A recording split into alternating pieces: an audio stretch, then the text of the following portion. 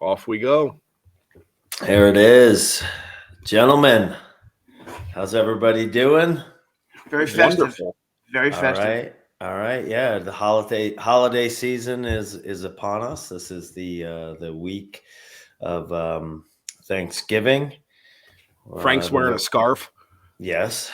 Yes, but we kind of set him up for that, Dennis. It's almost like we ribbed him. Yeah, a little Good bit. rib, a good rib, good rib. Yeah, by not We'll go with it. yeah. But anyway, this week on the Demi Pod, we have a special guest, and this will be the first time I think that we kind of veer into a little bit different direction. I, for one, am excited about that and excited about this week's guest. Our guest this week is Justin Lovato. Nice to meet you guys. Yeah. How are you, sir? Good, thank you. Good, thank you. Thanks for having me on. Yeah, life treating you well there in near Austin, Texas, but I forgot the Round Rock. Round Rock, Texas. Yeah, I like it here. I've been here for about a year now, almost exactly a year. Mhm. I like it. It's good. Good. Suits me. Good. That's awesome. I've always heard great things about Austin. Experienced a little bit of Austin. Is Red Rock and Austin kind of one and the same, or? It's about 20 minutes north, and it's not as the same, downtown, the city, and stuff like that. I'm in more of a neighborhood type setting on the outskirts a little bit. Gotcha. But all of Texas is pretty much growing very, very quickly. So it's got a lot of similar things, but Austin has its own little quirks and unique establishments that are really fun to go check out. I have a little bit more of like bigger corporations here, which I'm not very fond of. So if I like to go check out some nice spots, I do go downtown. Cool. Yeah. Texas is and Austin specifically definitely growing. I know they count Joe Rogan as a member of their population at this point. There's another guy who I have followed. He's in. I don't know, not the same realm at all, but similar. Just his is a bit more of a religious direction, which at a time in my life really kind of just fit the bill for sure. But Steve Weatherford is another guy. He was a punter for the Giants, and he moved to Texas recently with his family. I think he's got 6 children, his wife and 6 children. And they moved. It might be Austin, but no, you know what? It's not, but it is somewhere in Texas. So you're right. Like Texas is growing fast. I heard Austin at one point was compared to like San Francisco back in the day, like similar vibe. Yeah, I wouldn't know. I mean, I've been to San Francisco. The crime is wild there, and the homeless situation is I've really heard. wild. Where Austin is, it doesn't seem that way at all. It seems very safe here. Okay, nice. Yeah, and the weather is much nicer here than it is in San Francisco. San Francisco is mostly cold and pretty rainy. Cool. Gets hot there in Texas.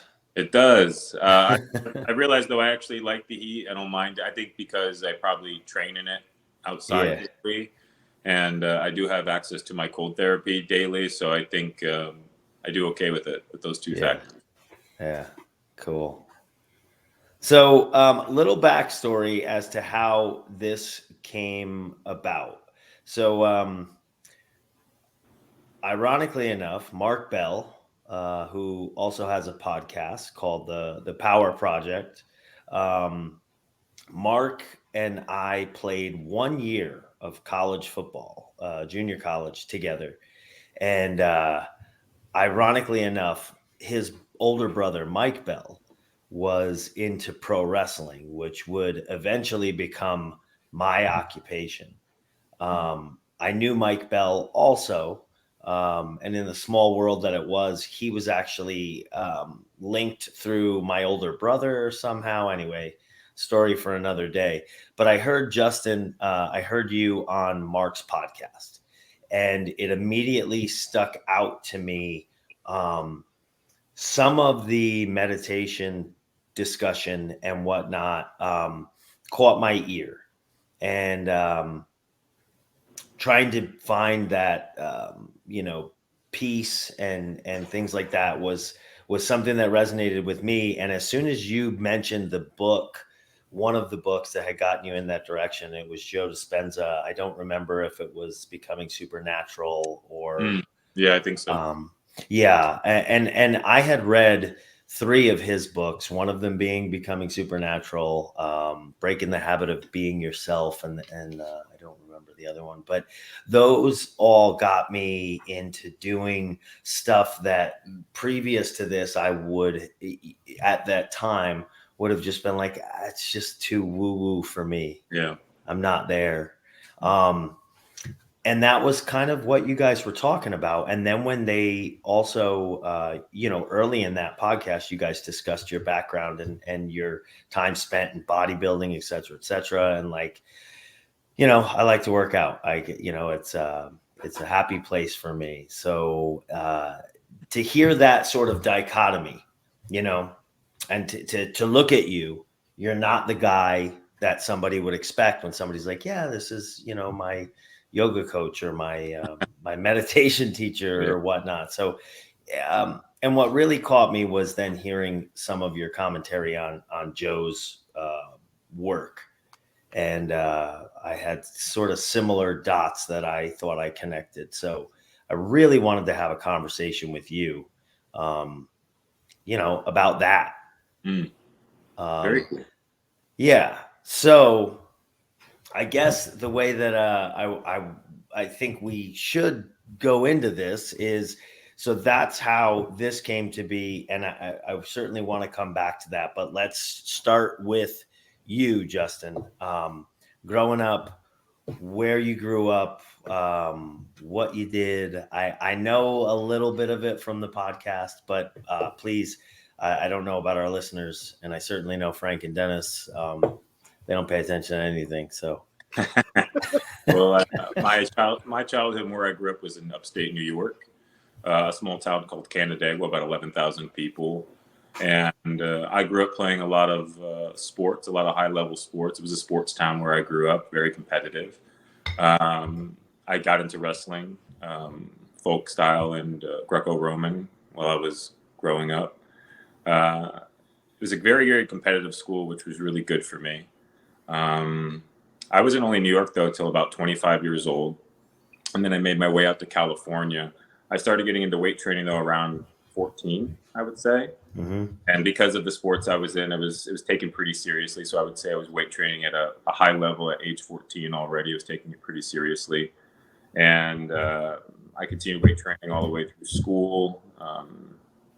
And around 19, 20 years old, everybody kept asking if I was into bodybuilding. At the time, I wasn't. And it was something I really wasn't interested in. But everybody kept asking because of the size and how much muscle I had. So eventually I became a little bit curious about it, and I started competing around 20.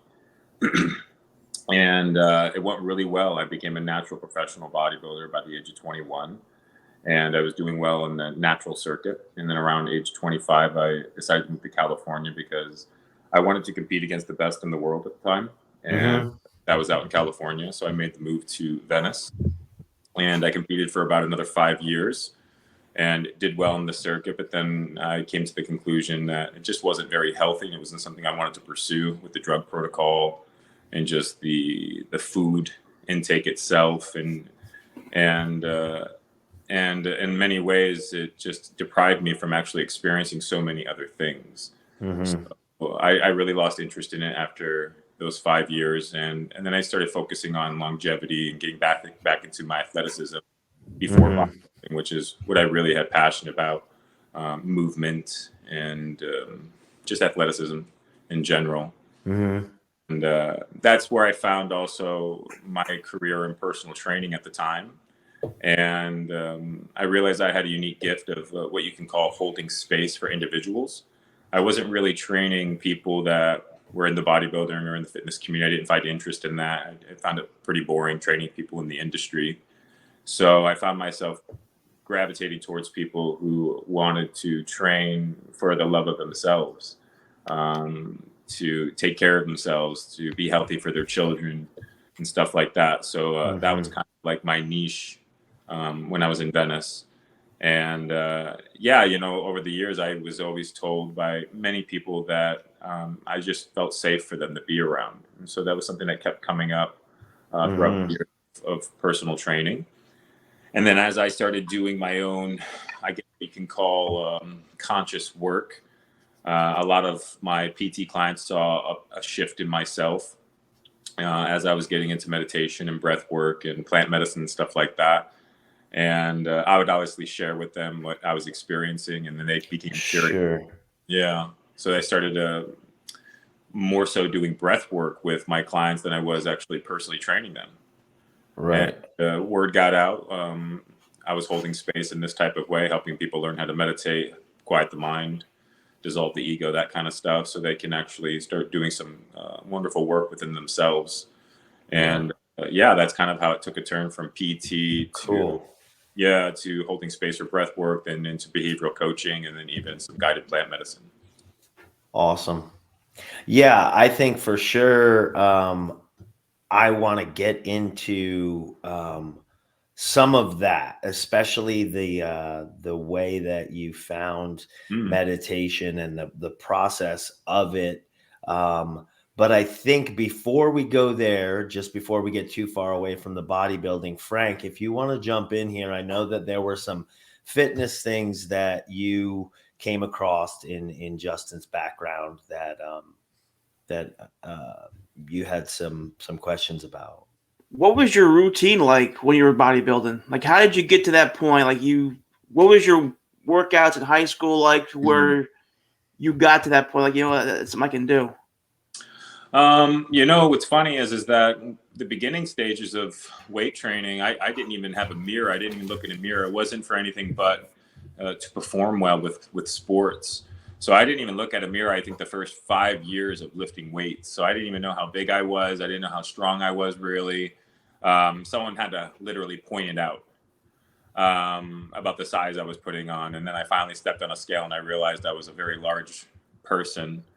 And as I mentioned, everyone kept asking if I was into bodybuilding. So my standard training was just, at the time, whatever the coaches had me do, which was a lot of strength training, a lot of, like power cleans and deadlifts and benching and stuff like that, along with athletic training. And then once I found myself more in a bodybuilding community, if you would say, it was around 19 years old. And I found a gym that a bodybuilder owned. And he saw my potential in bodybuilding, and he kind of just said, hey, why don't you do your first show on your own, see how you do, see how you like it, and then we'll go from there. And, I started doing more of a bodybuilding split at that point. Sure. Yeah. So did you lose along the way then there from 19 to that early 20s when you did start going more bodybuilding? Were the power cleans and stuff, were they lost? Were they a thing of the past where like the multi-joint and that kind of stuff, it just doesn't fit into sculpting the body necessarily as much as it does performance? Yeah. Yes. What was good about what I was doing, though, is I was still grappling. I was still grappling outside of bodybuilding, and I was still playing a lot of basketball and a lot of just sports in general, like backyard football. Even in my early 20s, all my friends were very competitive, top wrestlers in the country. So we would do summer tournaments still. And so as I was bodybuilding, I was still very, very athletic. I was playing high level basketball still at like community colleges and stuff like that.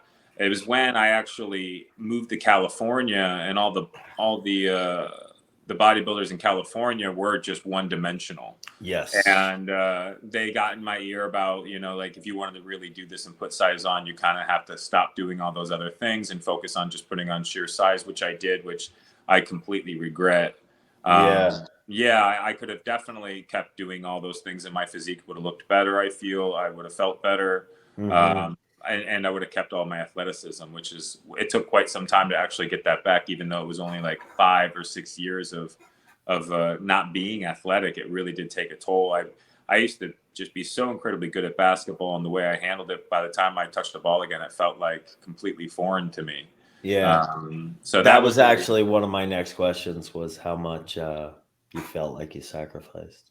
You know, I don't think I felt like I sacrificed. It was definitely interesting picking up a ball again, or even getting on a mat again and grappling. There was a part of me I don't think really became even aware of how much athleticism I lost at the time. Mm-hmm. And it actually took me. I went and actually checked out this gymnastics spot, because I was always into this kind of stuff, like just playing. Yes. And, you know, I went there, and, you know, a part of me still had it. I mean, I learned to backflip the first time I went there. And Okay. yeah, so I still had those athleticism, but then someone was filming, and I saw how I was running, and I looked like I was running in slow motion. Right. And I was like, this is just awful. Like, I looked horrible running. Right. I looked slow. I looked big and clunky. And so right then I was like, oh, I'm done with this. As soon as I just saw myself run, it was absolutely wild. My steps were short, my stride was short, and I used to be incredibly fast. So right then it became a big priority in getting back my athleticism. I started incorporating more functional training and yoga. Yeah, that was actually the word that was just on the tip of my tongue. Like, the functional training was a thing that, even, you know, at my age, when I was a kid growing up, you know, and I played football and lacrosse and kickboxing, and everything was athletic. However, the way that I trained was like a bodybuilder, because I didn't know any better. I read Muscle and Fitness, and so I did tricep extensions, and I've probably benched more, like enough to where I never need to bench ever again. Same. Yeah. You know? Yeah. Same. Yeah. So do you think then, would you say that, like, so if you have that athleticism and then you kind of lose a little bit of it because of that style of training, or you put on, you know, massive amounts of muscle and whatnot. I have certain stiffness that I know I developed over the years, but that it's still there. Like, you just got to kind of uncover it again. Yeah. The yoga really helped. Once I got into yoga, and also just playing sports again, you know, I really started trying to just get on the mat again and grapple. This was like 9 years ago now. So I just started grappling again. I started getting basketball again, and just moving, like the gymnastics kind of stuff. It's right there. It's more so actually taking my time and getting my muscles flexible again, because it's more so prone to injury now. That's all it really was. The athleticism for me was a very natural thing. And so I just had to realize I couldn't just go in there and sprint or 100% go at it. And that took me a few injuries actually to really understand, because I never got injured in my entire life until I went to go back to be athletic, and I realized that I was limited due to my tight muscles. Sure. And so it took a few injuries during grappling or playing ball or whatnot. And then I realized, like, oh man, you got to take your time. You got to elongate your muscles. You got to drop some weight. So that was kind of shocking for me, because I was never injured before. I was pretty indestructible all the way up until age 29 when I first got injured. So that was really wild for me, which also like really got me excited to like kind of keep pursuing where I was going. Yeah. Yeah. Oh, that's awesome. Yeah. That's awesome. Especially knowing that, like, your body's been to all of these places, and now you have all of this information to kind of hypothesize and think, moving forward, what is more beneficial, what is less beneficial, et cetera, et cetera. Yeah. And to be honest, like if I were to ever go back, I mean, I would never go back and do it, but if I had the knowledge I have now and I did want to do bodybuilding for a short time, I would have kept the athleticism the entire time. I would have been doing yoga the entire time during bodybuilding. I would have. Yeah. Yeah, because I think the physique actually would look 10 times better. I think a lot of times what makes the bodybuilding look a little unattractive is when it gets too tight, when it starts to look too big and you can't hit your poses. Yeah. So I personally would train completely different. I would eat completely different. I would train completely different. And then even when I was doing the drug protocol from age 25 to 29, I would even do that completely different. So I would approach bodybuilding, even if I was bodybuilding, completely different. I think I would have looked 10 times better. Yeah. Yeah. I think that more symmetrical. I think people just realize now, like the dieting down and the ballooned weight in the off competition, etc., and all that back and forth, like none of it's good for you. No. And the lack of mobility is just going to lead to more problems later in life. And then like that Netflix documentary with, is it Ronnie Coleman? Yeah, wild, right? Yeah. And when I was a kid, He was a the beast. picture but the picture of health, at least the idea of what most people would have thought of, was like, Right. oh, well, yeah, like a bodybuilder. Meanwhile, like there's in certain ways, certain perspectives, if you look at it, there's some of the most unhealthy people on this planet For sure. because of what they're putting their body through. And I think Arnold back in the day, he never did off season. He actually got off everything and got small every off season. Really? Get back on. Yeah, if you ever look at like how he actually prepped, or he would barely be even in the gym. He'd be enjoying the beach. He'd be smaller, he'd be thinner, and then he would go into the gym and then for 3 or 4 months he would do his cycle and like start training really hard and put on the size, and then afterwards he'd be chilling again. Yeah, it's like that new era, which was like this bulking and also just staying on drugs all year around was absolutely bananas. That was one of the things that really got me away from it, is just the drug protocol. I never took the heavy doses like a lot of those guys were doing. They were taking extreme doses. It was just beyond me.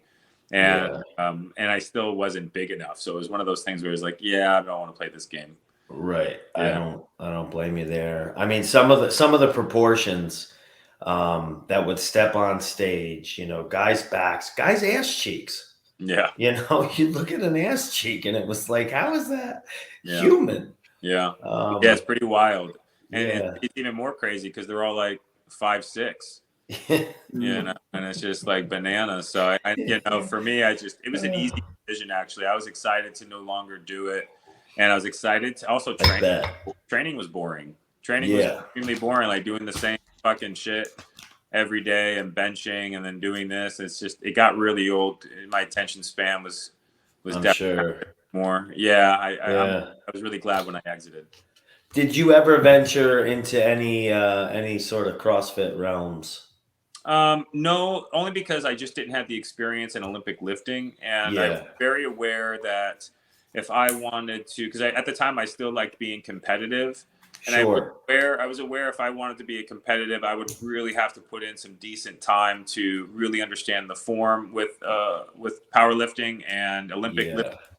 And I just didn't have that eagerness or drive to do it. And at the time, it was like just something that I just really wasn't interested in. I respect CrossFit like no other. I mean, with those guys, they train is absolutely unbelievable. But I think I was also just done with this idea of consistent training and just focusing on the world being around me. That's what bodybuilding was. Like everything was around my eating schedule. Everything was around my training schedule, my sleep schedule. It's a very selfish sport. And I feel like CrossFit is probably the same thing, especially at a high level. You really, I think so. Yeah. Yeah, I think so. I mean, I did CrossFit for a few years and I really enjoyed it. I did not compete in the games per se, but it is something that, from having experienced it, sounds to me like you would probably have enjoyed certain aspects of it quite a bit. It could have potentially led you down that same road, though, depending on how successful you got, as to like, okay, there's more. And I know that feeling too. But it does seem as though, obviously not the bodybuilder proportions. And I know there's no real strict drug protocol within CrossFit either. So guys are doing whatever they're doing, and girls. But it seems like they've at least slid the balance a little bit more towards function while still looking some of these guys, like, I mean, they look like they could step on a stage and compete, just pure aesthetic, Yeah. but yet they can do muscle ups and climb a rope and carry a Very impressive. dead body or whatever they do. I actually had the pleasure to go to the CrossFit Games this year. It was right behind my house, right here in Round Rock. Oh, that's awesome. It's at Dell Diamond, and one of my friends wanted to go, so we got tickets. We went mostly to check out the strongmen, but it was nice to see the CrossFitters and stuff like that. They're incredible. Yeah, I mean, I just the amount of dedication to train as hard as you can every single day, and also just unorthodox training, because you never really know what you're going to be doing in That's the event. part of the So which I part think of I the- would actually be more inclined to. I like the surprise kind of stuff, and I'm pretty good at doing most things, so that would be a fun aspect of it. But it's just a wild sport. It is. It really is. It really is. So, Frank, was there anything else that you were thinking fitness wise? I was actually curious. Calories. What's like the 8,000. highest? 8,000? Yeah, it was at one point. At one point, how much did you weigh? I weighed 298. Oh my God. So I decided to play the big card for 1 year. I remember, because everybody kept saying, I mean, I competed on stage pretty big. I was right around 256 on stage. Dieted down. Yeah, dieted down. So body fat percentage is where at that point, at that weight? Probably around 5 or 6, I would say. Holy shit. And then I decided to do 1 year where I was like, all right, let's try to do like this massive calorie gain and this huge bulk. And it was probably the worst decision that I ever did, because it really did just mess up my gut. It made my waist big. I was ugly as fuck. It was absolutely wild how ugly I was. And just so unhealthy. And to be honest, like I didn't really improve the entire. My body, I think, was so incredibly stressed. And at that time, it was like this bro science bullshit where you're eating before bed. They telling you to wake up and eat in the middle of the night, which is such crap. Same shit. Yeah, it's just absolutely awful. I mean, I would, even if I were to bodybuild now, I would eat substantially less. I would have better quality food. I probably would still fast in the morning if I was going to compete again. I would just do it completely different. I just really think that the approach is productive. I don't think people understand that you grow when you're resting. And I think eating proper food, especially like regenerative farm food, organic food, and stuff like that. I think a lot of us back then and even now, it's just we're just eating such low quality food, low energy food. All the above. And so it's just a completely different approach. I did one more show like 2 or 3 years after I was done, and it was the Ferrigno, and that one I approached completely different, and that one I looked my best in. I barely even ate food. It was amazing. I came in one of my biggest and strongest and most shredded, and that was an easy show. It was a walk in the park, and it was funny. It was like I took I think I was just taking TRT and a little bit of Winstraw at the time. And that was it compared to like what everybody else was taking. Right. That's interesting that's the one where you feel like, you look less your stress. best. Yeah. And yet all the other time you were doing what you were following protocol. You were working hard at this thing, sacrificing and doing the things that you thought you were supposed to do. It's just that in hindsight, those things that you were doing, you're like, no, they probably weren't the best thing. Yeah, just really poor guidance and all the a lot of bro science in California. When I moved to California, like I remember, I was doing a normal intake of protein where I was having maybe 30 or 40 grams after a meal before I moved out there. And I remember the first thing I heard is like, oh, you got to take in 75 to 100 grams after every meal. And my God. One of the first people I met was Rich Piñata. So that was hilarious. Like the freak of all freaks. And I remember I even asked him, it's just ironic because he is passed, but I remember I asked them, because I never seen calves like his. I mean, later on, I realized they were fake calves. Oh God. But I remember asking him, like, man, like, how do you even get your calves like that? I was such a 25 just newbie, I was like, Yeah, wet wow. behind the ears. Yeah, he literally said, he's like, oh man, the shit that I've done, I should be dead. That's what he said. Right. Which is really wild. And Yeah. so yeah, man, I mean, LA was probably, as far as like knowledge goes with bodybuilding, the worst place to go. Yeah. Yeah. Oh man. Hey, do you find people go to the gym because they have to, not because they want to?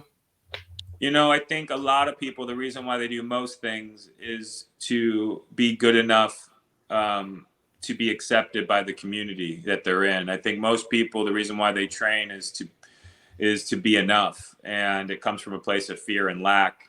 And that's why I think most people go to the gym. I think that's why most people are successful in their business. I think that's why most people even eat healthy. I think mostly what people do, and the reason why they do it is to hopefully be enough so they can connect with people. Mm-hmm. So I think that's why I think the gym feels a little off, and there's a lot of ego there because ego's fear. So I think that's what is driving most people, and they're just simply unaware of it. Yeah. Yeah. I feel like,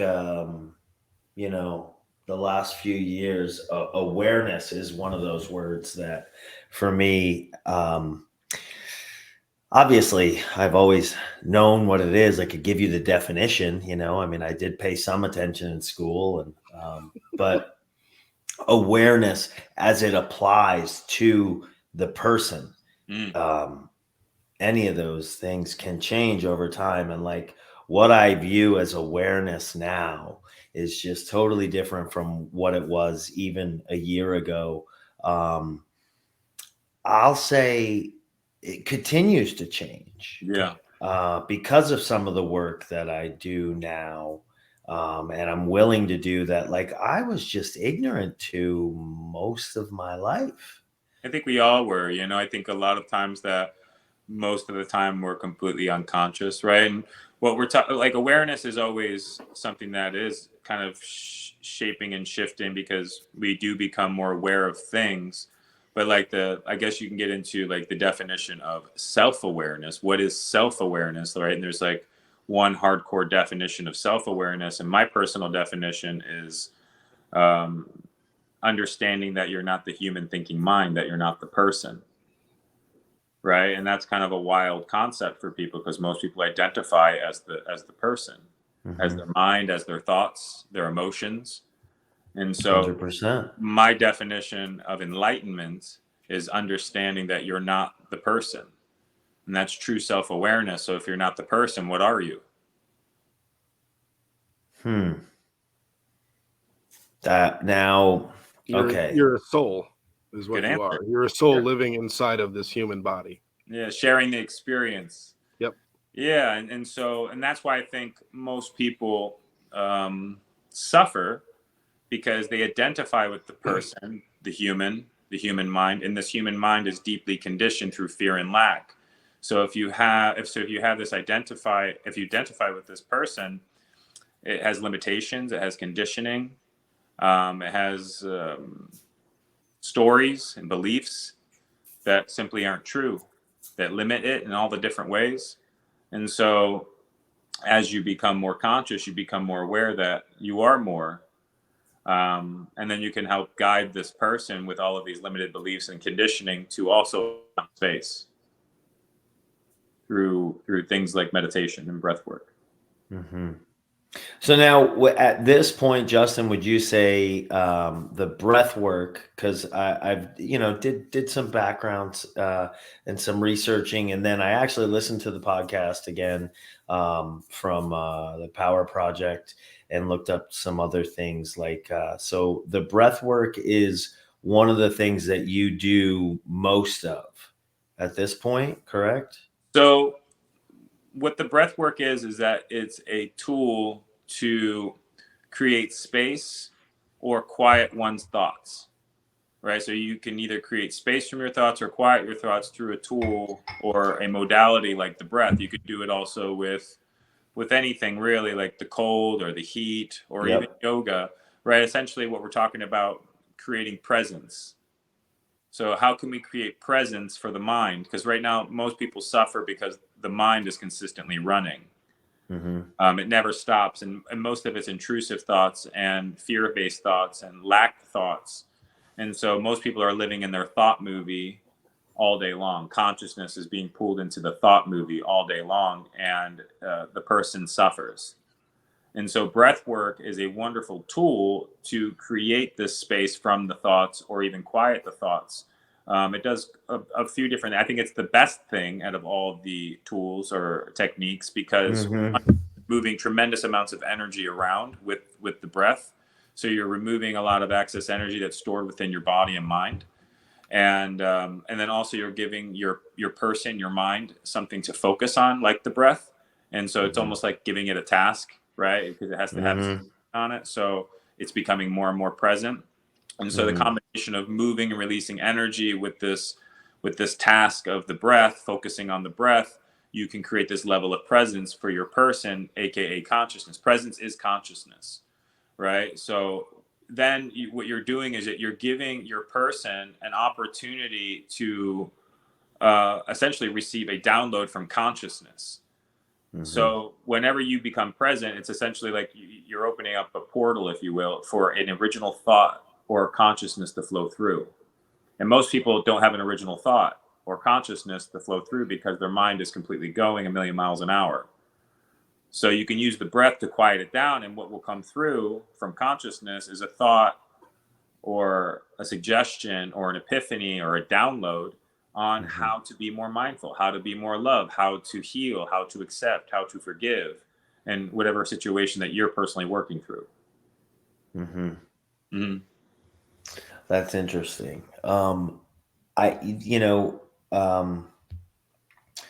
Presence is another word along with awareness that I feel like has taken on a whole different meaning in my life personally.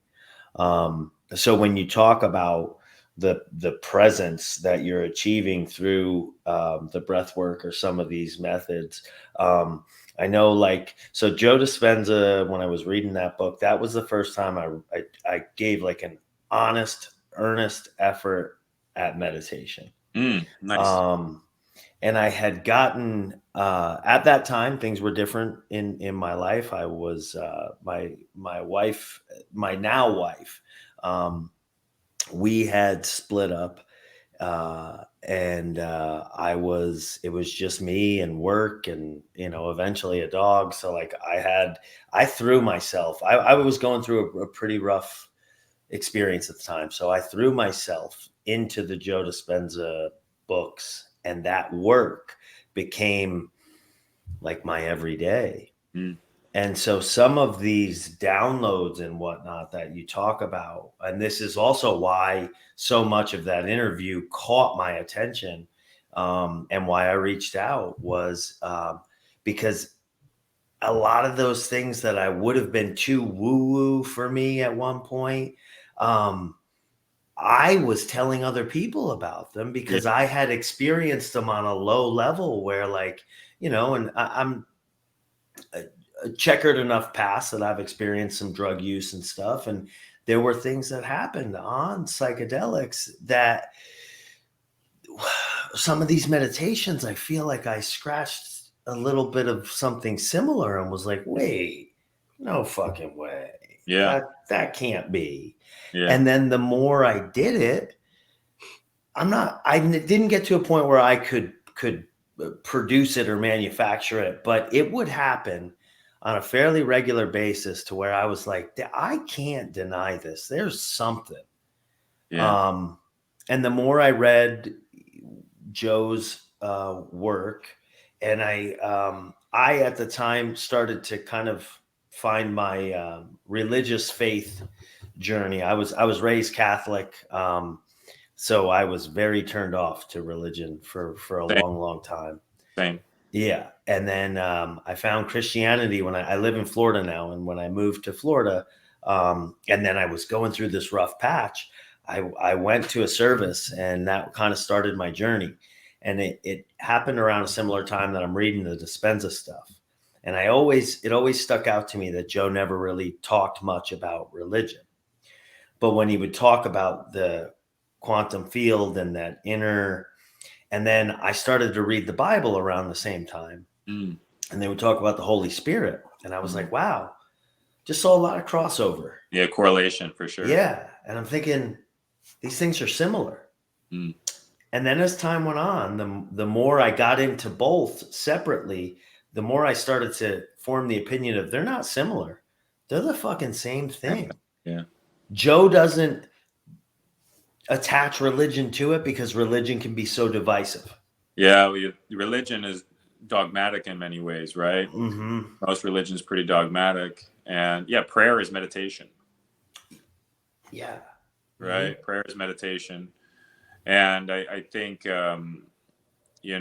that's what made Jesus so threatening to the religions, is because he was saying you do not have to go through the religion to have a direct connection. Mm-hmm.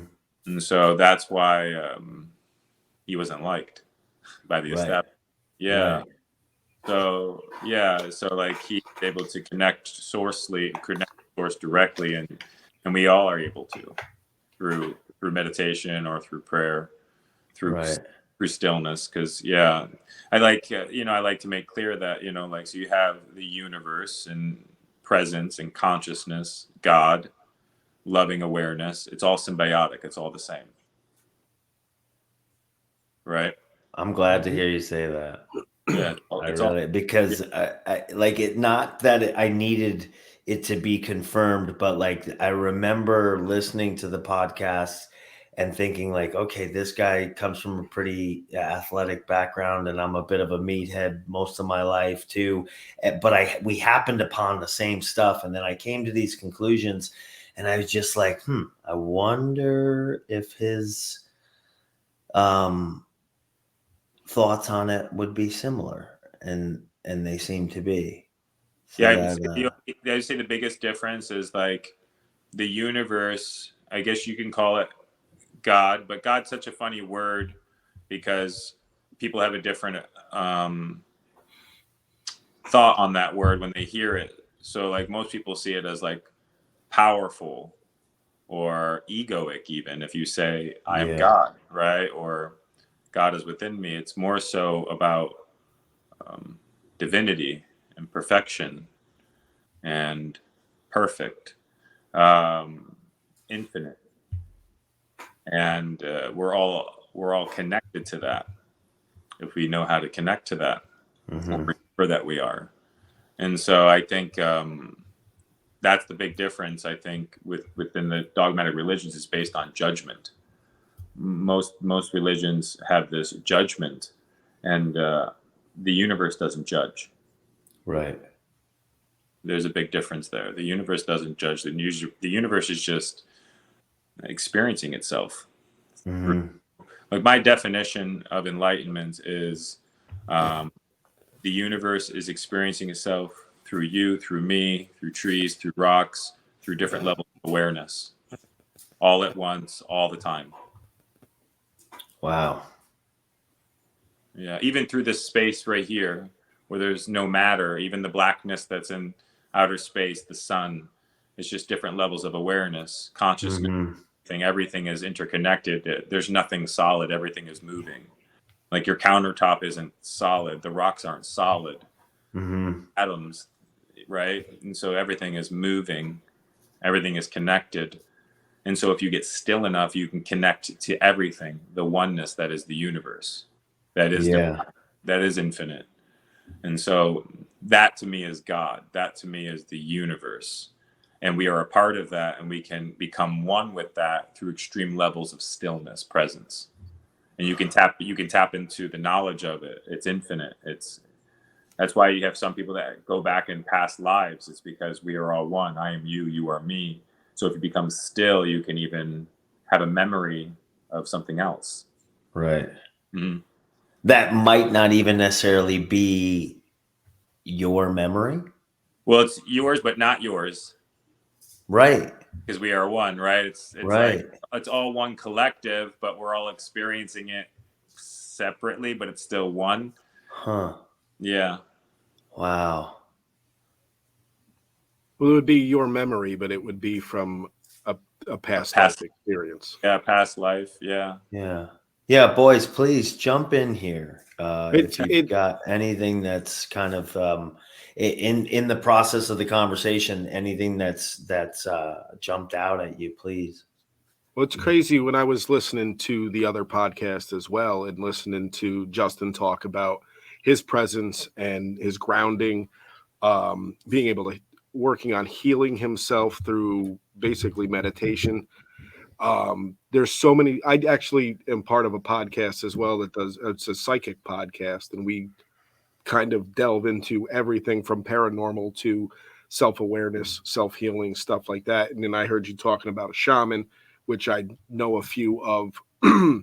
And basically I would say with the healing that you do, would you consider it Reiki? Yeah, I guess you can call it a form of Reiki.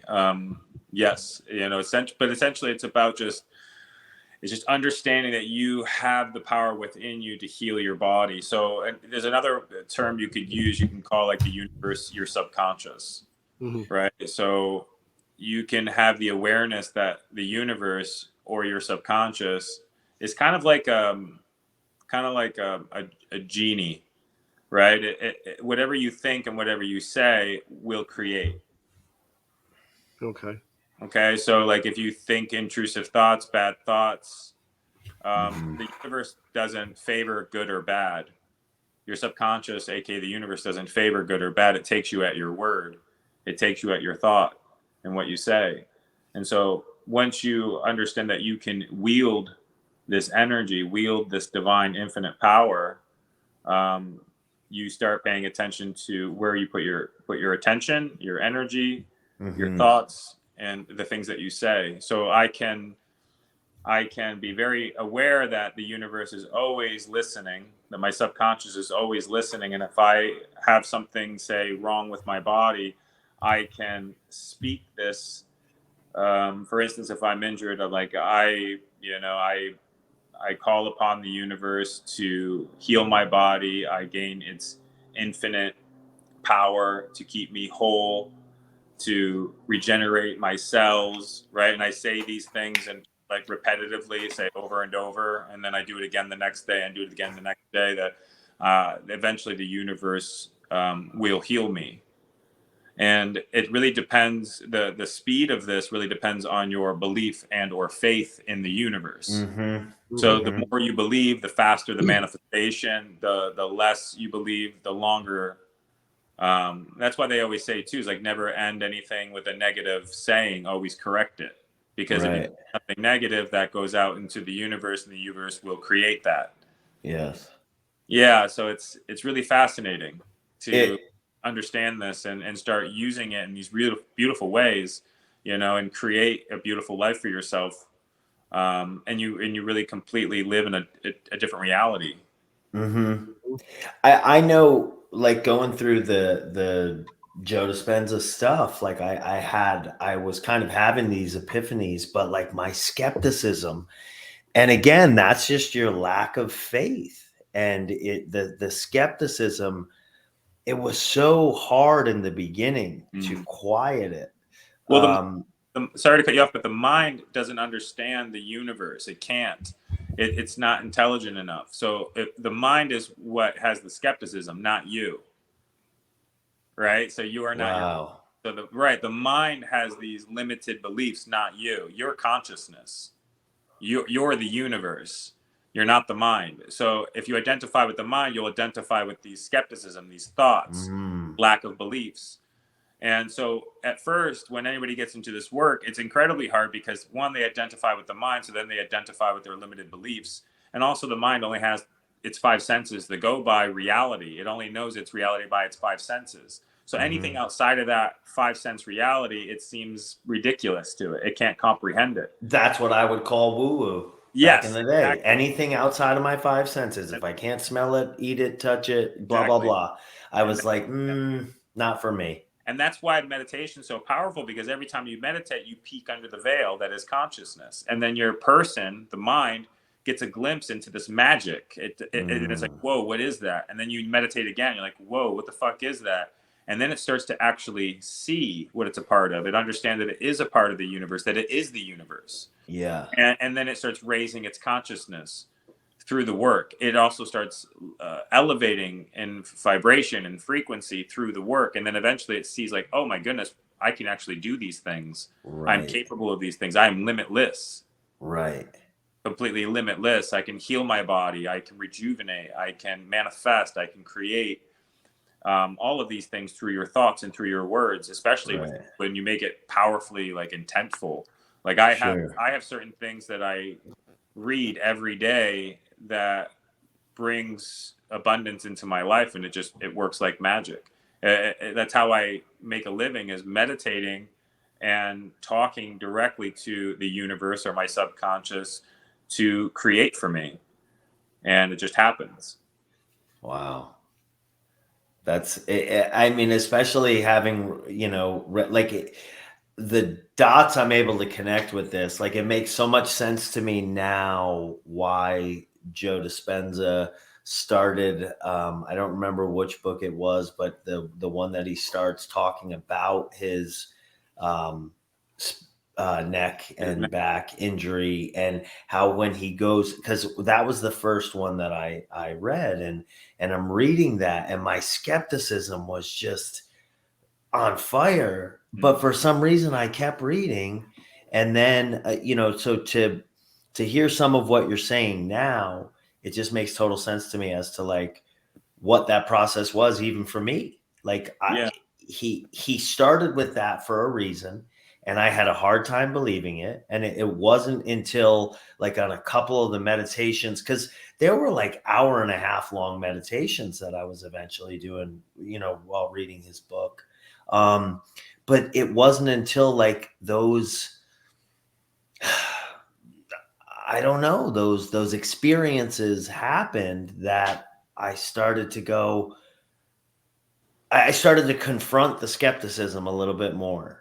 And I wasn't willing to. And now, obviously, sitting here today, like I have way less or way more control of my skepticism and way less of it by virtue of the control. Like it's just, there's things. So with meditation, like I think it's one of those things that like you can explain to people over and over and over, but until they do it.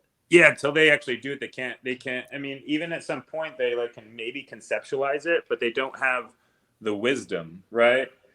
And people don't really integrate it very much. I'm just plugging in my phone real quick. Sure. Yeah, they don't really integrate it. And it takes time for I think it's just a lot of times we just been told this one story. It's essentially what also Jesus was doing. Jesus was healing the blind and curing lepers and stuff like that. So he was using the power of the universe to heal people. Mm-hmm. And so it's the same concept. And and I do the same thing. If I feel like my body's starting to maybe even get sick, which it never does, or I hurt myself in the gym, and if I just set my attention on that, I heal tremendously faster. Right. Way faster. Yeah. And I've had other friends, and I forget his name, Andrew. He's the tech guy for Mark Bell's podcast. Okay. Yeah. Did you I shared his information? Like he's had, I think, like real severe back problems, and he started meditating, and he was able to heal all of his back problems that he's been suffering with this entire time. Like he had literal angels come down and like heal his back. Yeah, it was really fascinating stuff. And I mean, I think a lot of this stuff really does happen, and you should check out the book, The Power of Your Subconscious. Okay. Yeah, it's a really good book, and it gets into, again, the subconscious, aka the universe, and it really gets into speaking directly to it, being mindful with your words and your thoughts, and you really start creating your own reality and living longer. It's wild too. I think once we really start being in the present moment, we really do live longer too. Yeah. I saw this really cool. I mean, because we all perceive time differently.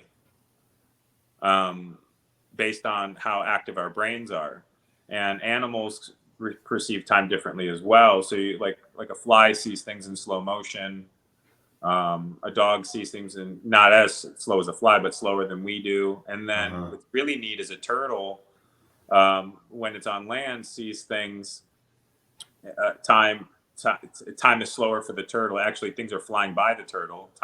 Things are moving past it, but the turtle's time itself is slowed down because it's more present. But when it goes into the water, its life speeds up. And so it's based on how active your brain is. So imagine if you can live in a state of presence all the time, how much longer you may live, as opposed to like an anxious mind that's consistently in worry or just go, or it's wild because whenever you eat mushrooms, doesn't it last forever? If like the day lasted a whole week. Yeah. Time standing still. Yeah. That's I realized with some of my awareness was the fact that how often I lived in the future or in the past and how little I was present. And that's when my whole definition of the word, presence or being present, just changed. And the understanding of it is, it's not what it was a couple years ago. It's totally different, in my opinion. Yeah, it's to be the beingness. It's to be absolutely present without thought, without judgment, without evaluation. Right? To simply be. And it's really hard for humans to not think and to not get pulled into their thought movement because we're such a judging species.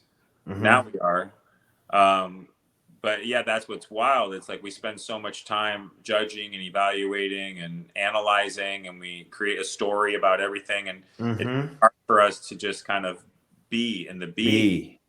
And without a thought. And there's some really cool practices you could do, like try to find something that you don't have much knowledge on, and watch it. For me, I've noticed like I don't know shit about birds. So like if I'm like outside and I see a giant, what I could think is a hawk or something like that flying around, I can watch that hawk without a thought because I know nothing about hawks. I don't know I don't know what it looks like. I don't know anything about it.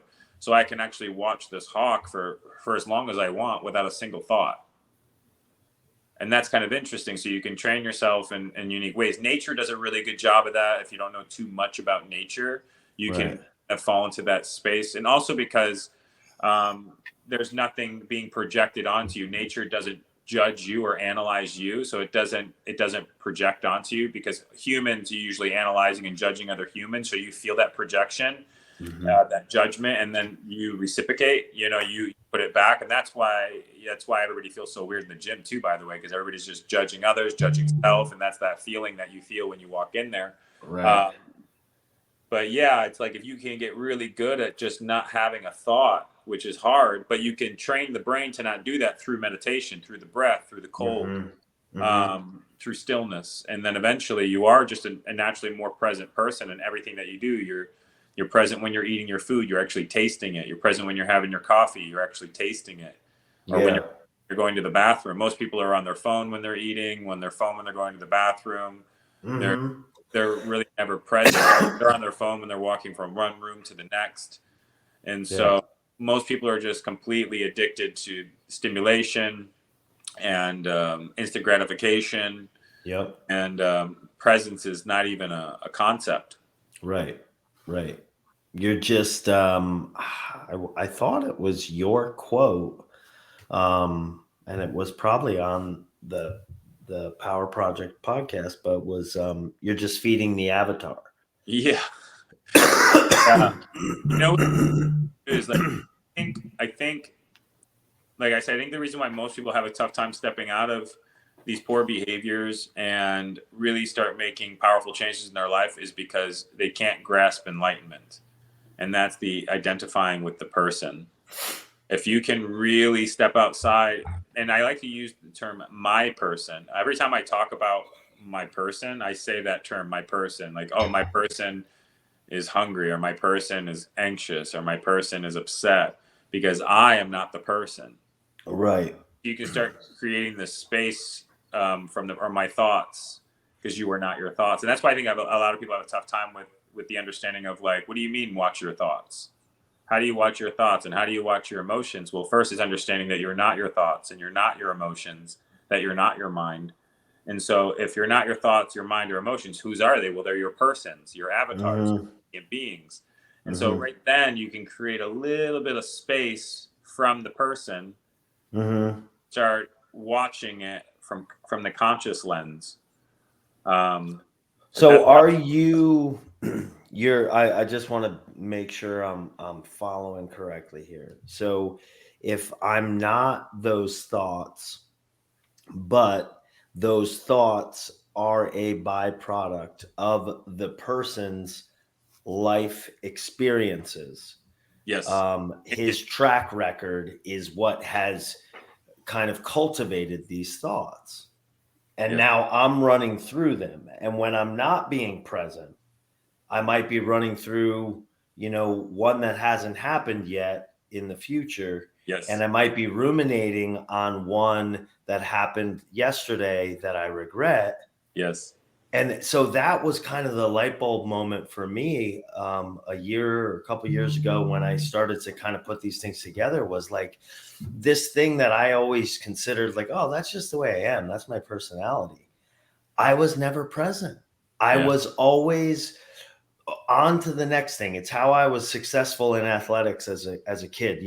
Everything revolved around football season and the next game and the next this and the next that. And then pro wrestling became the same thing. The way that I had my children at the time, and I'd be home with two of my daughters, and they were getting off the bus from school and blah blah blah. But then here I am thinking about the wrestling match that I have the following week in Japan and what I'm going to do and blah blah blah. And I see it now, that behavior, for the mistake that it was. But yet those. Yeah. But yet those things are also what kind of provided me some of the, we'll call success in my life or my career. So it's like you get tethered to them and you learn to trust those processes as like, oh, well, that's what made me successful. So no, I don't want to abandon them, but it also, there's good and bad that come with it. Yeah. You don't have to abandon them. You just don't identify them. Is a difference, right? Like you can still experience being a pro wrestler, but it's not who you are. Right. And so, and that allows you to then be aware that that's not who you are. And then you're not living there all the time. It's the same thing, like everybody identifies like when they were bodybuilding, like I'm a bodybuilder. Like, no, you're experiencing being a bodybuilder at this moment, but you're not a bodybuilder. You're consciousness. Right. If you forget and believe you're the role, then now you're unconscious and you're at exposure to all of its conditioning and limitations and all that kind of stuff. And that's the collective. I think a lot of us are deeply, deeply unconscious, and most people are deeply, deeply unconscious, and we identify with all of our experiences and all of our roles. And that's why we also suffer. Because once that identifying with the role ends, then what are you? And that's where a lot of people end up. It's like, oh, once their football career is up, now what? And they're going to grab something. The ego is the ego that grabs something else. Yeah. To grab onto something else and grab onto something else to find purpose. But everybody has the same purpose. Purpose isn't what you do. Purpose is enlightenment, actually. Purpose is understanding that you are consciousness, because that's what you're really searching for, is connection, which is presence, which is stillness. So that's everybody's purpose. That's what's driving you to be the wrestler. That's what's driving you to work out. It's again goes into like, am I enough now to connect, to be successful, to connect? And so that's the illusion, is that you are already connected. It's just you just don't realize it. And it's really wild. And that's what everybody's kind of chasing. That's why they become the doctor. Like once they become the doctor, like, am I enough now? Can I connect? Can I now connect? I'm now successful, for society's terms. Right. I got the hot body now. Am I enough now? Can I connect now? Am I successful now? And that's all ego, Justin? Well, yeah, because it's fear that's driving it, and fear is ego, right? So, like most people, the reason why they do well in school is because they want to be enough. So it's fear. It comes from lack. It's not because they enjoy school and they actually love doing school and like they don't care what people think. It's to show people that, hey, I'm smart. Can I be accepted now? That's why I Right. said, like, he asked the other day, like, why do you think most people go to the gym? And it's not for health. It's not for longevity. It's not for challenging and being present with their person. It's to look good enough to be accepted so that they can actually connect. So Right. it's built on fear. That's why Wow.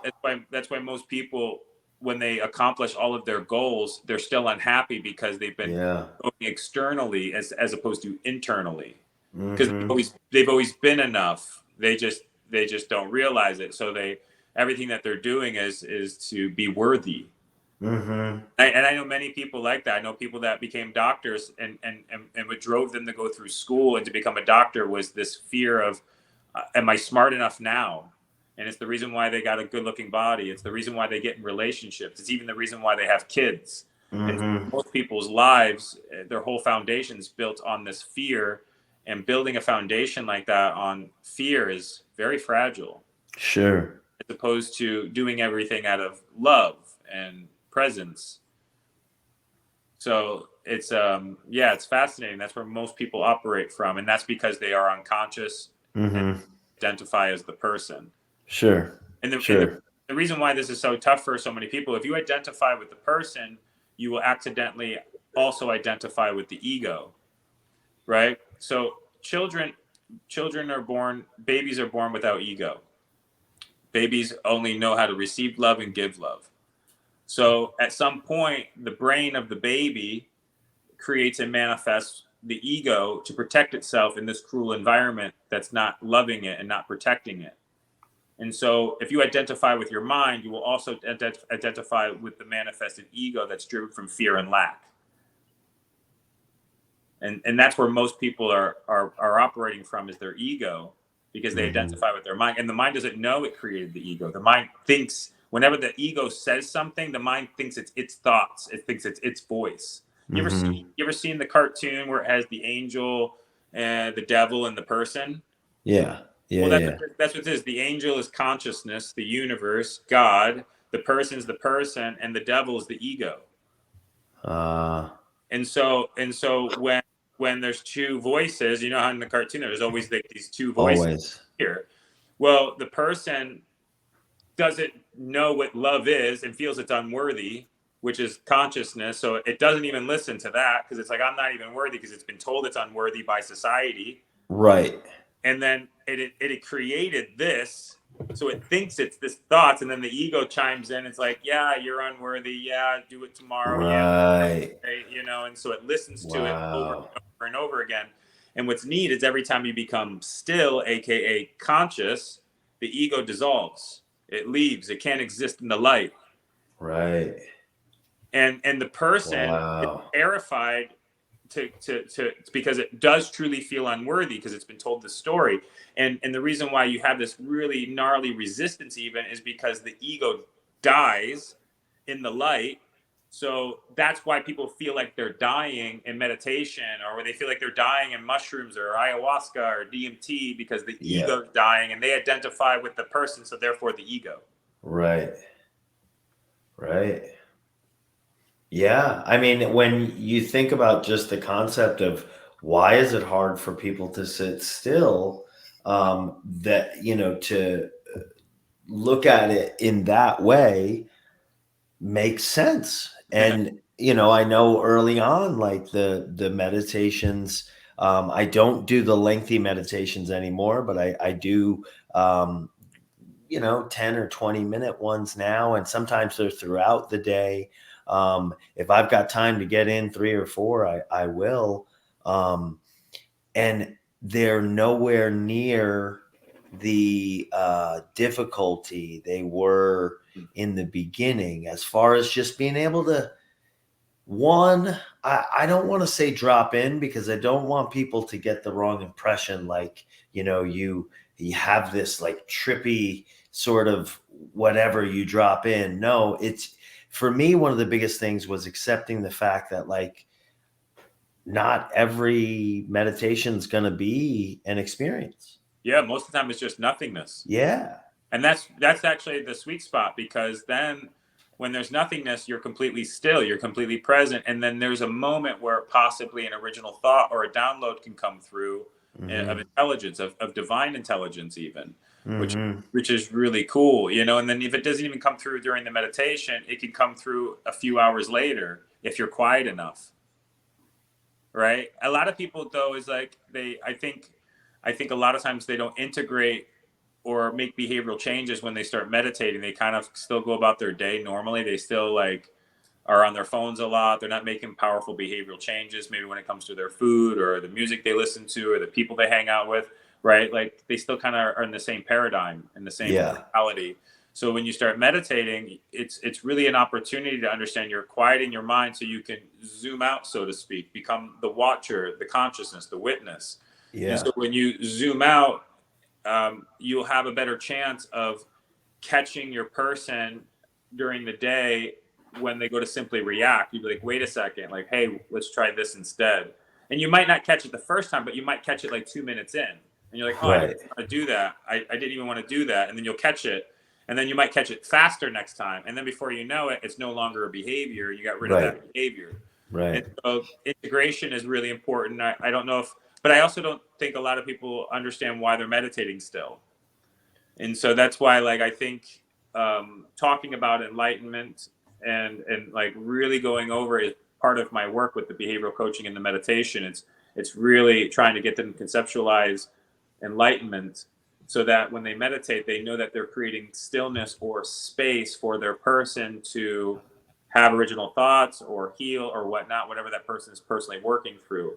I use this really cool analogy. Like, you are the dog rescuer and you're also the dog in the dog pound.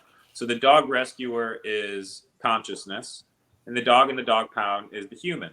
And this dog in the dog pound, aka the human mind, thoughts, and emotions have been conditioned through fear and has really traumatic experiences. It's an abused dog, right? In the dog pound, right? And so here comes the dog rescuer, aka consciousness. And when the dog rescuer consciousness opens up the kennel, that dog doesn't even know how to accept it. It backs itself into a kennel. It may even bite the dog rescuer. Right. It doesn't know. It's terrified. It has all these fears. And you bring that dog home and it pees on the carpet. It chews on the fucking chair. It pulls on the leash. And what you need to do, you need to feed it healthy food, give it a warm bed to sleep in, take it on long walks. You got to discipline it. You got to give it structure. You got to give it love.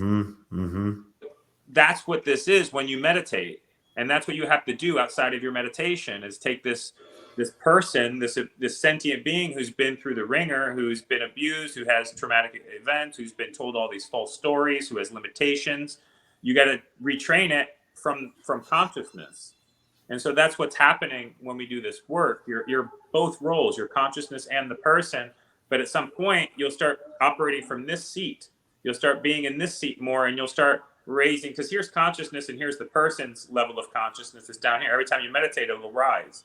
It'll rise. It'll keep rising, and eventually it'll join loving awareness. It'll understand what it is and what it's a part of and what it can do and how it can create. And it removes all of its fears. It understands this.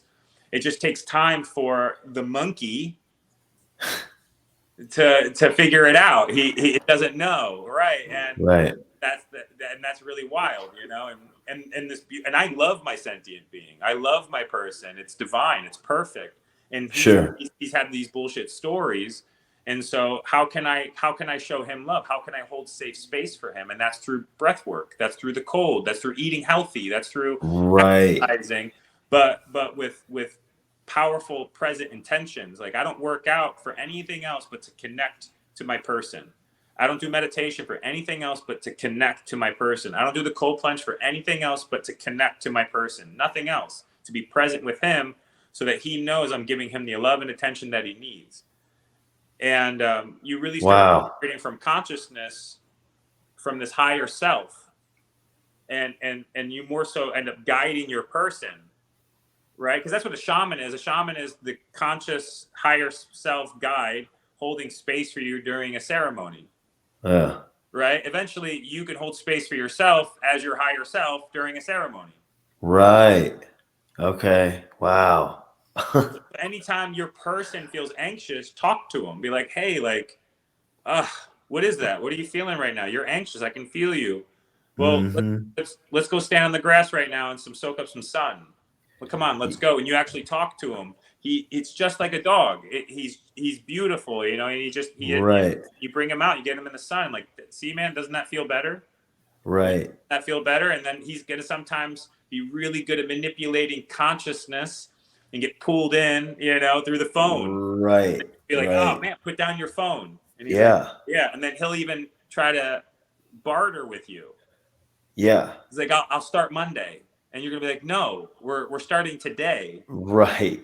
Right.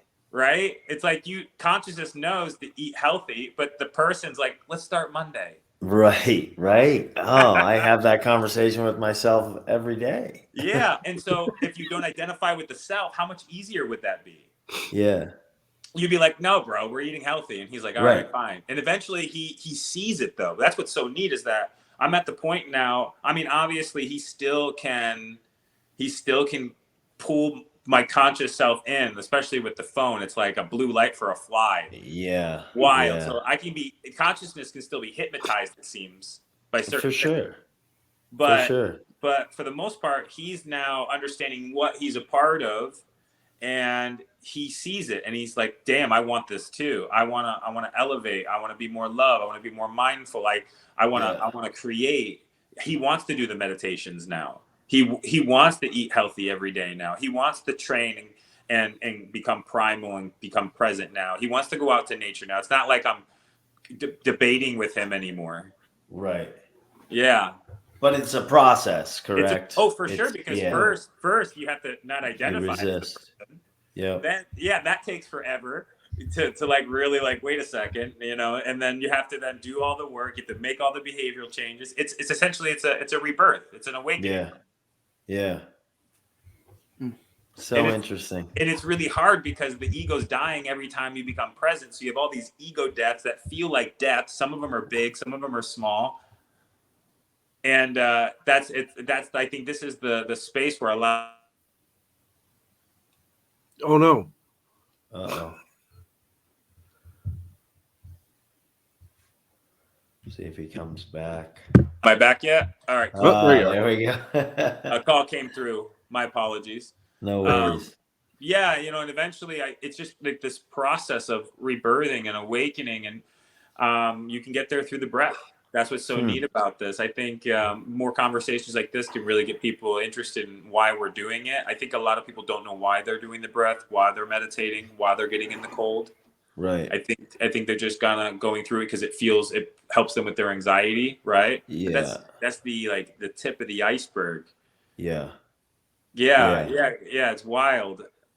I've noticed myself, you know, because back to a couple of years ago, like the Wim Hof breathing, and then the you know, and the Wim Hof, the Iceman thing, and I read the stuff and heard the stuff, and like, you know, the baby steps to it, like just take you know, a minute and stand in your shower in the cold water, and I did it a little while, then I got away from it. Then I did it again and then away from it. And then eventually, like, I'm at a point now where I take predominantly cold showers. And I usually, my biggest complaint is that, you know, because the hotel showers when I'm on the road for work get much colder than my home shower.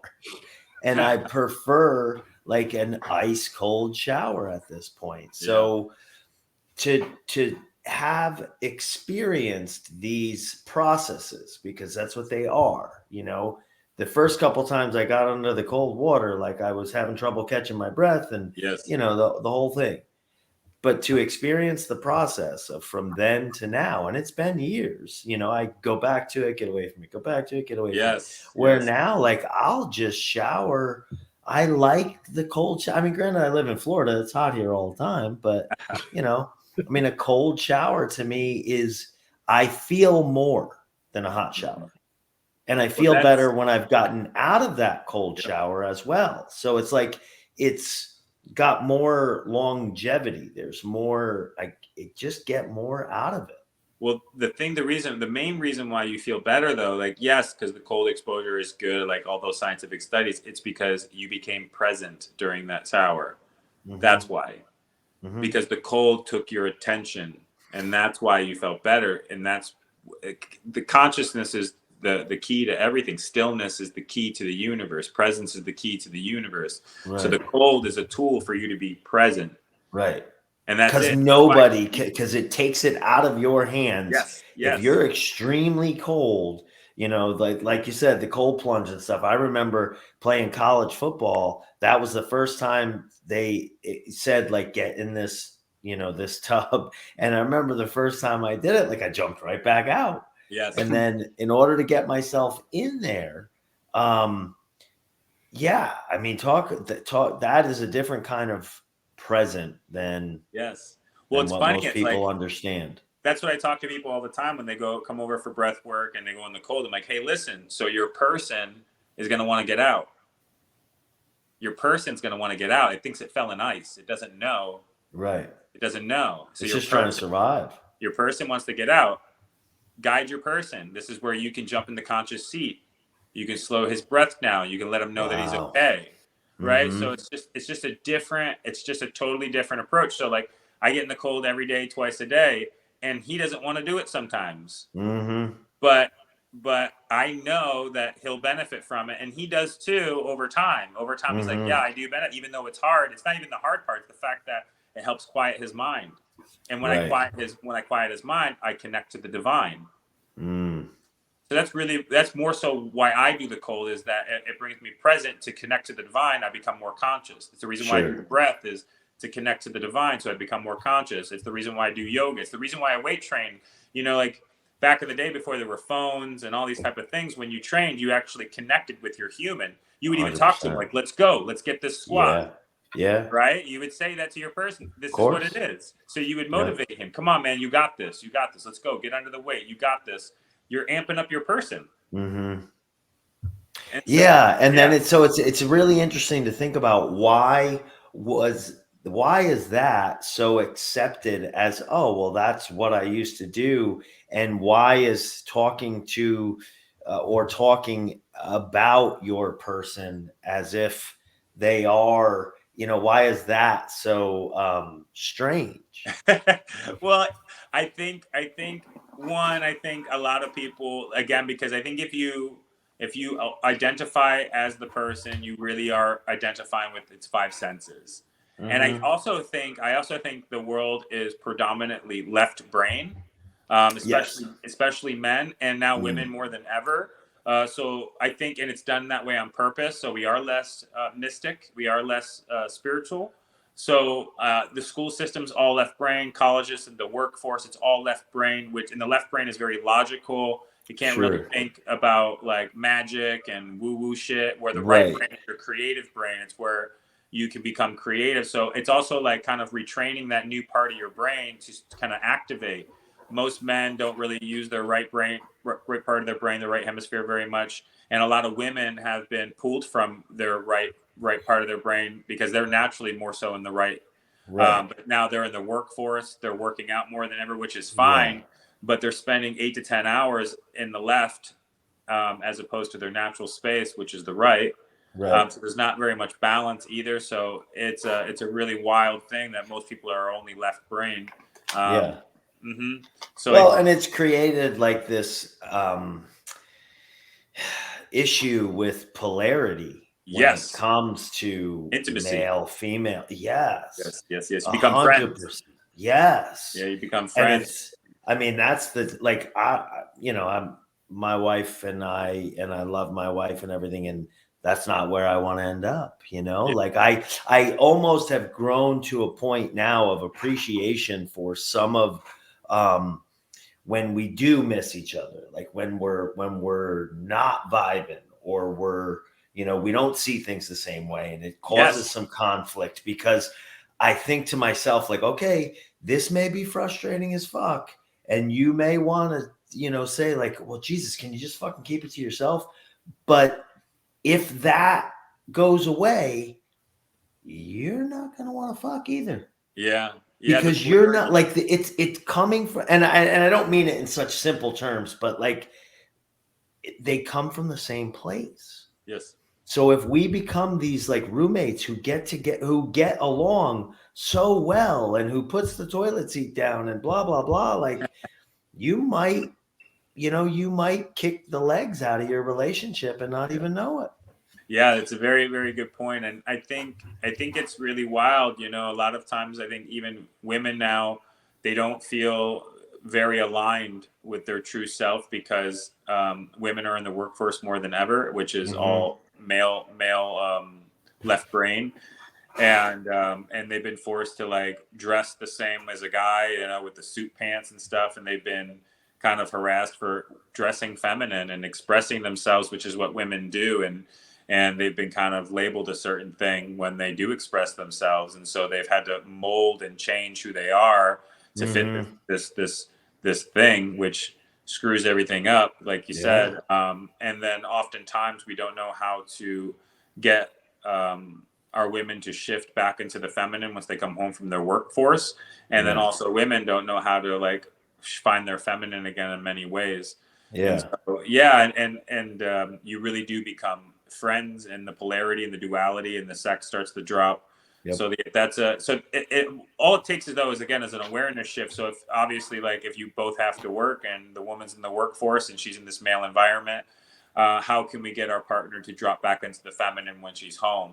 Right. And it's through simple things like touch and massage work or foot rubs or dancing, right? Like getting in the drop back and down, goofing with them, playing with them, stuff like that, being creative, like encouraging them to paint, to draw, to get into their yoga, all that kind of stuff. And they can find back into the feminine, because a lot of times women, often a lot of my clients feel off as well. They don't know why they're off. And it's because they're spending a substantial amount of time in the masculine and not the natural place, the feminine. I think you're 100% right. I think I know like what I'm starting to look at myself and understand too is that I have a role in that. And as a husband, holding that space for her where she can organically do those things, not do those things because she's been told like, oh, hey, I'll take the kids for the next hour, go yoga or whatever. But I think that they have to find that space on their own. And what I'm learning is the best way for me to help her find that place is for me to take care of my masculine shit, like handle my stuff. No, like finances, me.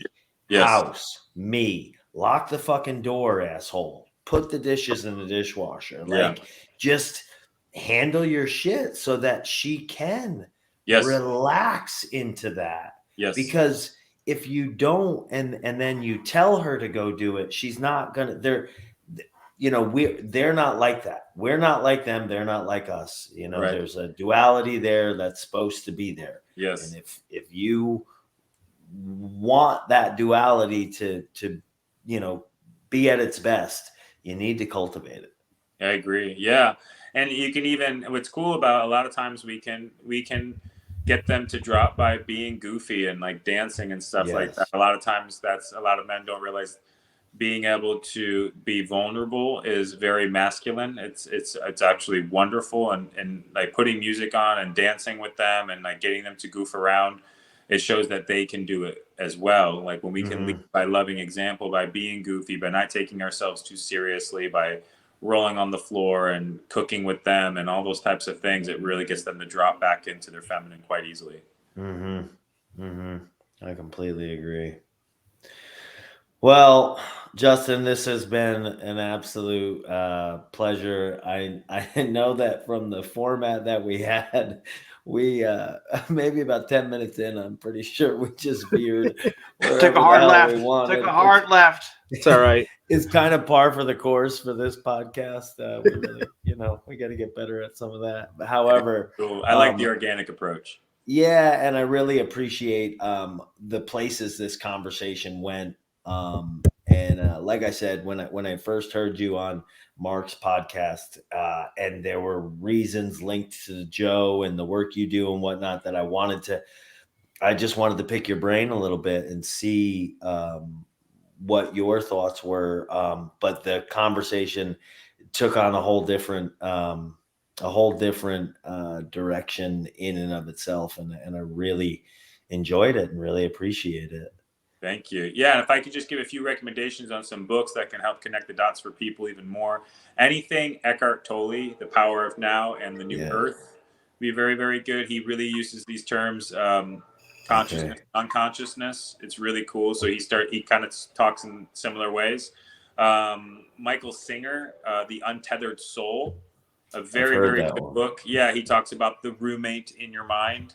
He gives a really beautiful analogy. And I'll just share it real quick. This is really a powerful one for a lot of people. So have you ever been into a movie theater? And it's a movie, obviously you've been into a movie theater, but you're going to a movie theater, there's 100 people in there. It's a cold, dark movie theater.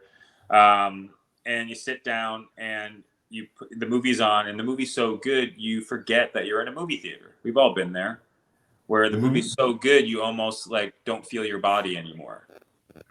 Right? Well, have you ever just sat back in the movie theater and you look around and you realize like there's people like munching on popcorn and stuff like that? Well, the movie is your thoughts, and you in the movie theater are consciousness.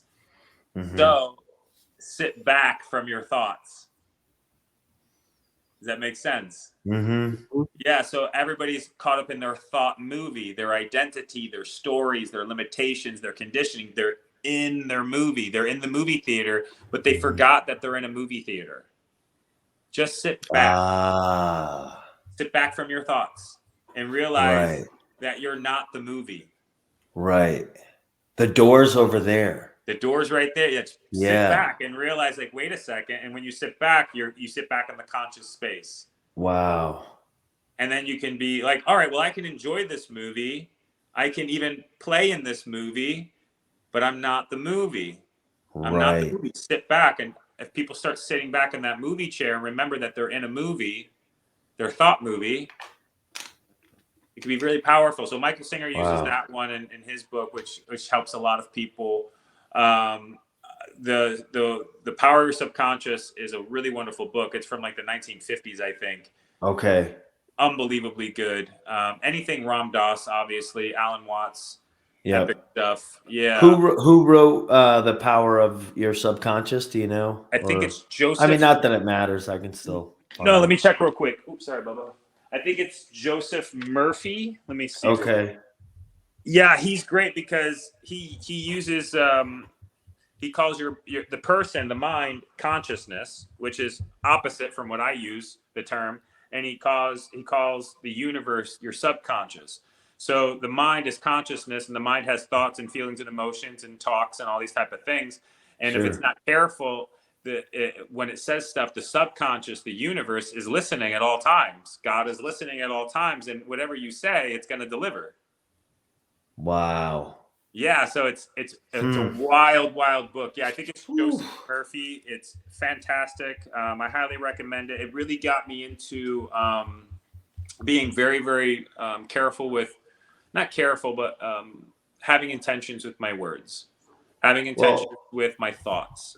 I saw you had a post either today or recently that was that very thing, and it took me back to just some of the reading of the Bible, and there's endless talk about the power of your words.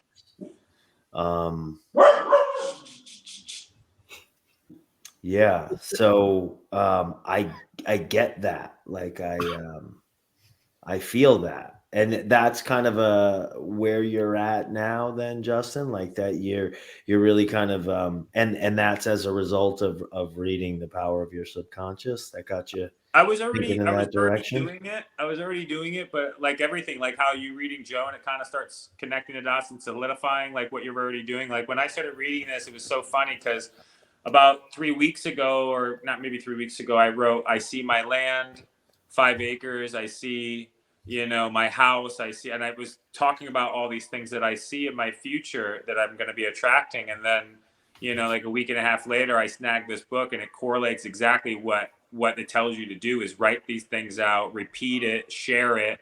And I was already doing it with all my posts. Like even when I hashtag, I put, I am loving awareness. We are loving awareness. I am nirvana, right? One power. So I'm writing these things out every single day. And so that's what's so great about our intuitiveness. If we really lean into our intuitiveness, our heart, it really kind of like shows us exactly where to go. And that's been most of my, most of the way that I've learned.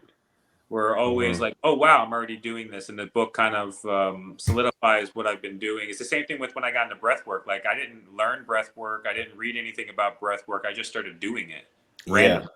Yeah. And then when I started, and it was funny, I started having these profound experiences in meditation. And then I randomly found myself in the office, and I wasn't even reading at this point. I only started reading like 3 years ago. And I found Joe Dispenza's book, and it was like solidifying everything that was happening during these meditations. And I didn't even know I was meditating. Yeah. I've had very similar, it confirms a lot of things for me to hear you say this. Yeah. And it's really great. And what's cool is like, if you read these books and it doesn't connect yet, keep meditating, because it'll soon start connecting. Like go back and read it again. I think Eckhart Tolle is one of the best people to read. He really explains it well. And then this power subconscious, I mean, I was geeking up on how well he explains it, and different terminology, and it takes a moment. But once you understand what he means when he says subconscious and what he means when he says consciousness, you're like, okay, I get it now. And you can have a lot of fun with it. And he even gets into writing out like long things, and then reads them 3 or 4 times a day. And then again, and it's just like, oh, it's so smart, absolutely smart. Wow. All right. Well, I mean, I'd love to keep going. Maybe we gotta have you back for a part 2 here at some point. Hey, The dog wanted to be a part of the conversation as well. That's the cat, Dennis. My bad. That's my bad. Cat. Yeah, that's the cat. I have That a puppy. cat I have a is brand loud. new puppy, and he's Okay. scared of the shadow. I have a French bulldog. He's not a puppy, but he's dumb. So, you never know with him. Well, if you guys are ever in Texas or want to come through, even the 3 of you guys ever want to come through and have a fun trip, I can put you guys through a full meditation like I did with Mark and his whole crew. We can always make that happen, and that way you guys can fully experience what I do. Yeah. So yeah, anytime. Thank you for having me on. I appreciate it. No, thank you for coming on, man. I wasn't sure, what your schedule was like and stuff, and I was like, screw it, it's a shot in the dark, but see what happens. And you got back to me like within the day, and I'm so glad this came together, man. Yeah, same. So glad, and we'll certainly stay in touch for random things here and there, my friend. This Sounds was good. awesome. Sounds good. Well, it was a pleasure meeting all of you. Yes, Thank you sir. very much. And if there's anything you want to plug right now, Justin, please. Where can they find you? Where can they see you? Hit us up. Hit it up. Yeah, my IG is where most people find me, Justin D. Lovato. And then my other IG is Nirvana Mind and Body. And you can also find me on my website at iamnirvana.org. And I think that's pretty much it. So, I got a bunch of fun programs. If you can't ever make it in person, I have a fully guided programs that are pretty gangster. They're awesome. And then, you can always find me at those locations. So outstanding. Sounds awesome. All right, guys. Justin, thank you, sir. Thank you very much. Appreciate you. Yes.